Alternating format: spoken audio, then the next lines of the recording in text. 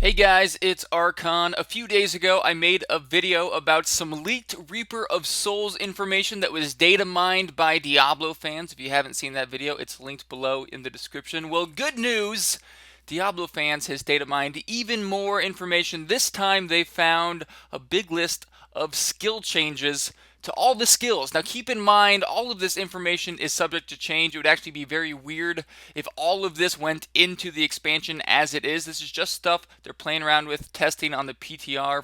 For all we know, it's not even what they intend to put into the game, but it does show a little bit of insight as to what they're playing around with and some of the trends that they're leaning towards. So I just kind of wanted to go over all of the skill changes as seen here. We're not going to go through each one. Partly because most of the changes are just grammar changes. They're just changing the words around so it reads a little bit better. But also because it would take a long time, and most of this is probably going to change anyways. But I would like to talk about the trends, kind of theory craft on what it looks like they're trying to do in Reaper of Souls and what we might expect in the expansion. The first thing I noticed when looking through the skills is something that most of us expected. It looks like they're trying to get rid of all of the overpower builds that there are right now.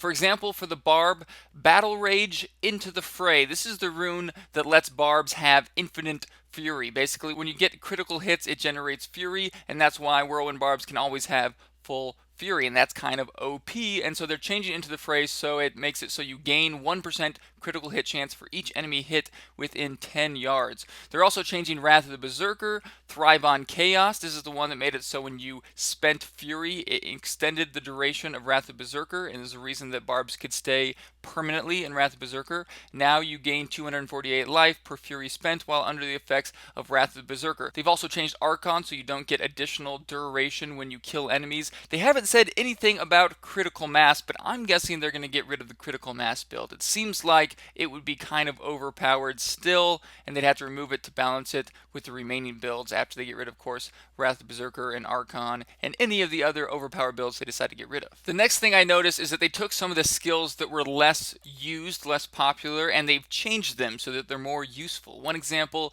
is Ancient Spear. No one really uses that. They made it so instead of pulling enemies towards you, it pierces enemies and it does more damage. So it could actually be used as a good just damage attack. And then some of the runes will drag enemies towards you. Some of them will knock them back and do different things, but maybe it'll be a little bit more useful. Also, Spike Trap. Everyone just uses Echoing Blast right now because it makes Spike Trap explode 3 times. Now Spike Trap always explodes 3 times, and Echoing Blast just increases the damage to 240%. So maybe people will actually use the other runes. Strafe, the Demon Hunter skill, got a huge buff. It went from 156% to 280% weapon damage, and some of the other runes also got buffed. It looks like they're really trying to turn Strafe into its own build. Also, Fists of Thunder. Most people were using Thunderclap because it makes you teleport to the enemy, so it saves you time in farming. Now Fist of Thunder always makes you teleport to the enemy, and the runes just do additional bonus effects, so the other runes may be more viable now. Now keep in mind, all of this is just stuff they're playing around with. Don't be surprised at all if it's completely different when the expansion comes out. But also, Wave of Force no longer knocks back enemies, unless of course you're using the Impactful Wave rune. Now it's just a damage skill, and it has some pretty cool runes, such as Arcane Attunement. Each enemy hit increases the damage of your next arcane spell by 3%. Some pretty cool combos there. Some of the skill changes look like they're intended to change the way that players play their characters. For example, Demon Hunters now get some bonuses for remaining stationary, like on Brooding. Instead of always getting life regen, you can get life regen only when you're remaining stationary, but it stacks up to 3 times, so it can be more powerful, but you have to remain still. Also, there's a new skill for Demon Hunters called Takeoff. It looks like it's a passive that gives you movement speed after you've been remaining still for a period of time. If you remain still for 3 seconds, you'll have 60% movement speed for 5 seconds. And then Barbs and Crusaders get a lot of bonuses whenever they block. There's a lot of examples, if you look through the list, of skills that give you some kind of incentive to play your character differently, which I thought was pretty cool. Another thing it looks like they're trying to do with the skills is take those affixes that are less popular on the auction house and make them more valuable, at least to certain classes. For example, Health Globe healing bonuses seems to give bonus healing to almost all of the monk and barb skills that can heal them, such as Transcendence. There's some skills that get bonuses based on your life regeneration. There's Witch Doctor skills that get bonuses based on your pickup radius, even more so than there is now. So it really seems like they're trying to make those affixes worth something, at least to some players. I think my favorite thing that they're playing around with the skills here are synergies. We have some synergies between skills right now, but it seems like they're really trying to add a lot more, trying to add some actual solid builds where everything works well together. And the synergies are probably most evident on the wizard. They've really changed the wizard skills. Wizards have probably gotten the most changes here. Now that could just be because they've been playing around with the wizard most. We have no idea what the changes are going to be once the expansion actually releases. But on the PTR, what they've done with the wizard is they've made it so that most runes change the elemental damage type of the skill. Most skills you can choose what elemental damage type you want, and then there's a bunch of skills that give bonuses to certain elemental damage types. For example, if you want to, you can make an Arcane Orb Magic Missile build, and it's all Frost. You can do Arcane Orb with Frozen Orb. Create a frozen orb of death that shreds an area with ice bolts, dealing up to 100% weapon damage as cold enemy pierces and up to 150% damage as cold when it bursts. So you can be a frozen orb wizard, and you could use magic missile with glacial spike.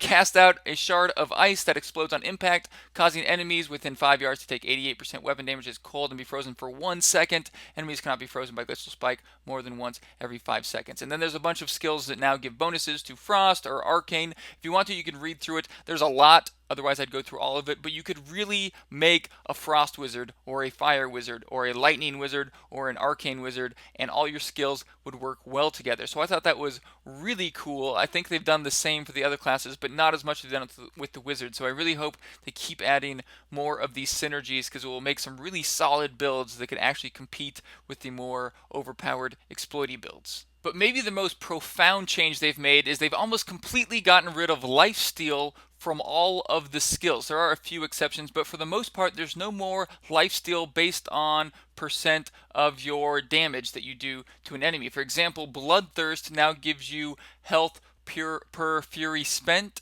Shadow Power for Demon Hunters now gives you life on hit instead of lifesteal. Vampire Bats for Witch Doctor's Fire Bats now make it so Fire Bats no longer has a channeling cost. And Blood Magic, the rune on magic weapon for wizards, now gives you a shield when you attack instead of lifesteal that absorbs damage. Now, I'm wondering if they're just going to completely remove lifesteal from the game. I actually wouldn't mind it. I know a lot of people would be upset if they didn't have lifesteal anymore, but just hear me out. It's really hard to balance lifesteal when it's based on a percentage of your damage. Right now, lifesteal is just mandatory. All builds just rely on it.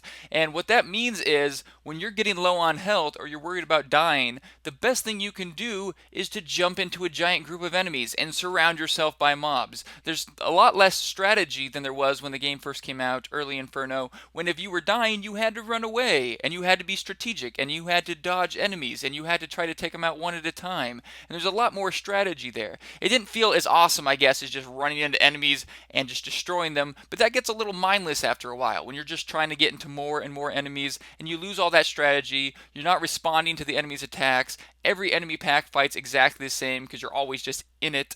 But if they get rid of lifesteal, then they could really make more strategy in the gameplay. I think it would be a lot better because it's a lot easier to balance life on hit and life regen. Now, who knows? Maybe they'll keep lifesteal on weapons, but this looks like a sign that they might get rid of it, and I think it might be for the better. And what they've done with a lot of the wizard skills is they've made it so that instead of lifesteal, you get a shield. For example, Spectral Blades, Healing Blades used to give you 5% of the damage you did as health, but now with each cast you gain a protective shield for 1 second that absorbs 826 damage. Now I'm pretty sure this is scaled for level 70, so it looks like that's not going to be a ton of health, but it just mitigates the damage you're taking. So instead of just running into a group of enemies when you're getting low on health, it still makes sense to run away from the group of enemies, get your health back, and then go back into the fight. Much more strategy there. However, you still have that same protection you get from lifesteal. You're still taking less damage because of this shield. So it has the same effect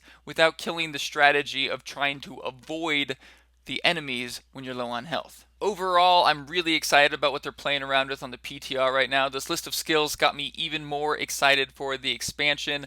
This, combined with the legendary affixes they showed us before, will make for some really cool builds. I love that they're encouraging different playstyles and fixing itemization a bit, even through the skills. Now, I know a lot of people are going to be upset because they might be getting rid of your lifesteal and they're getting rid of your OP whirlwind bar builds or your Archon wizards, maybe critical mass. I'm guessing they will get rid of that, but who knows. But just keep in mind, it's for the greater good.